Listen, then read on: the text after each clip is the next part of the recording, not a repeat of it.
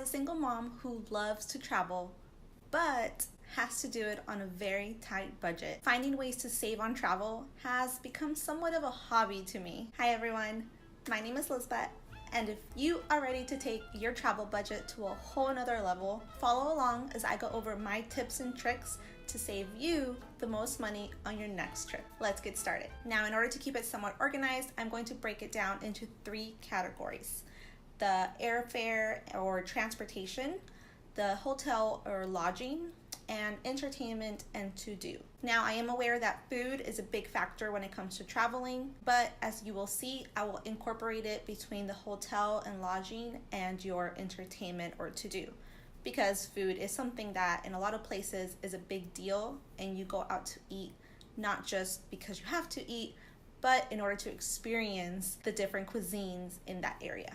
So first, we're gonna go over airfare or transportation. Now, I myself, as a personal choice, do not like to drive very much, but if your tolerance for driving is a lot higher, then you might be able to save a little bit more money by opting to drive over fly.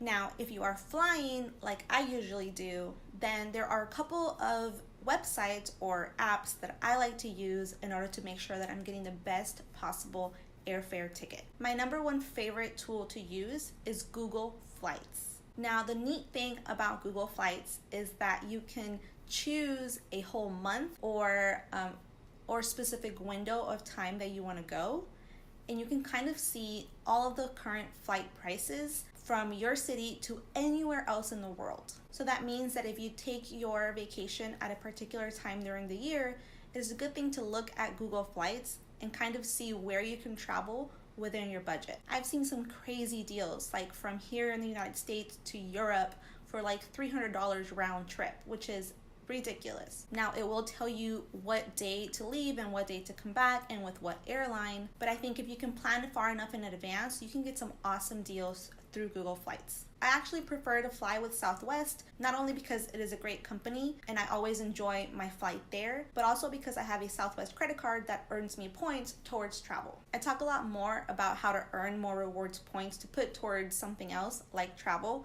in a previous video, and I will link it for you down below. So by comparing the prices for Google Flights for where I'm planning on going to the current Southwest prices, I'm able to see if the Southwest price is actually a good deal or not.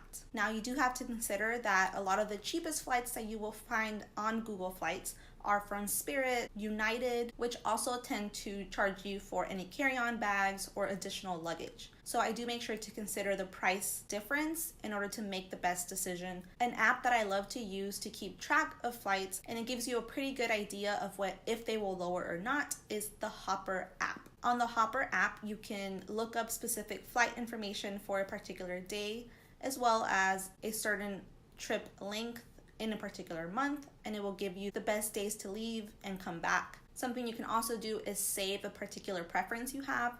For example, I'm planning a Disney trip for December. I already have the date set from the 6th to the 10th, but I haven't actually bought my flight tickets because I know they will get cheaper and I don't want to pay what the current price is. So by putting it on Hopper, it tells me what the current price is. It even suggests to wait a little longer for the prices to go down. So that is exactly what I'm doing. I not only compare it to Hopper and Google Flights, but then I go back on Southwest because that is actually where I'm ultimately going to buy my tickets from. The way I like to maximize my reward points with my budget is by paying for half of the flights, or in my case, one way with points, and then the other way out of pocket. I like to break it up that way, so I feel like I'm only paying a little bit towards my trip every time, and it's still helping me collect more points for the next trip. So moving on to hotel and lodging.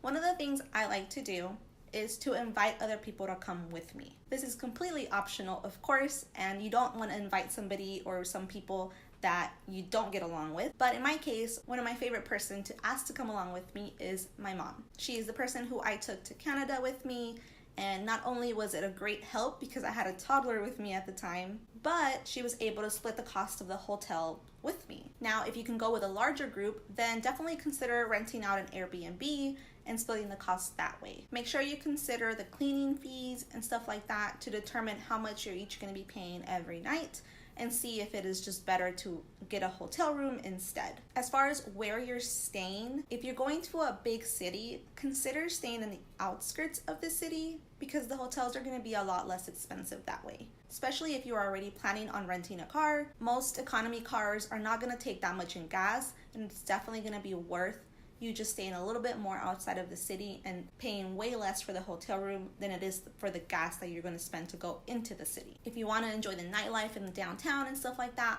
then maybe consider staying 1 or 2 nights downtown and then moving yourself out of the city and driving into the city to enjoy the rest of the time. Now, I will admit that when I went to New York City, I wanted to stay in the heart of it all, but that also meant that because the hotel room were so much more expensive, I had to lessen the amount of days that I was actually in the city in order for it to fit within my budget. One of the things that I always make sure my hotels have is free breakfast. I am definitely a breakfast person, and I have to have some kind of breakfast in the morning.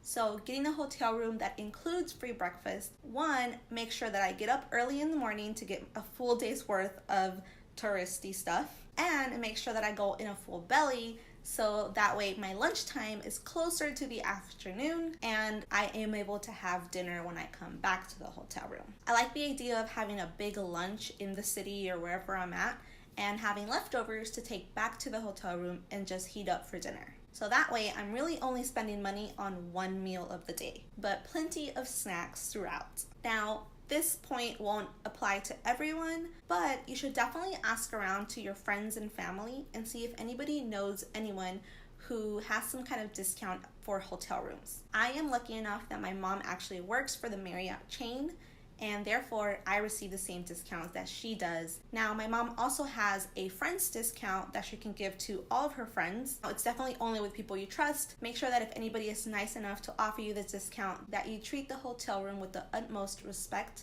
because anything that you do wrong there can come back on them for giving you the discount in the first place.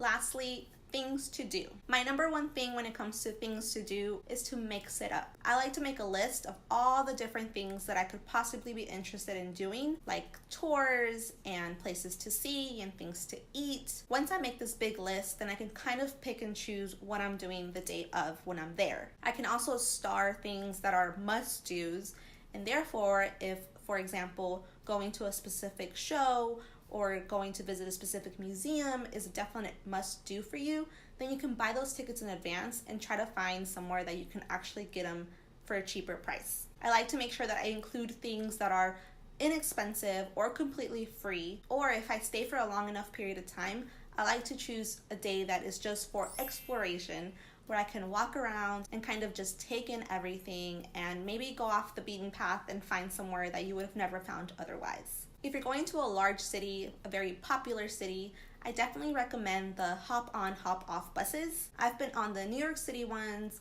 the Toronto ones, and I'm actually planning on doing the New Orleans ones when I go at the end of September. I think they're a really good way if you want to see all of the landmark spots in that city, and you're able to park your car in one place and then just take the bus around, and it lets you off in whatever stops they have, and you're able to either walk to the next stop or just stay on and literally get a whole tour of the city and listen to their fun facts. I've always enjoyed myself doing that, and it kind of gives me an idea of all the top attractions that there are. It also gives you a chance to talk to the tour guides who are from there, and they can give you the best recommendations when it comes to other places to visit or even better places to eat. I've noticed that they also offer like extra tickets.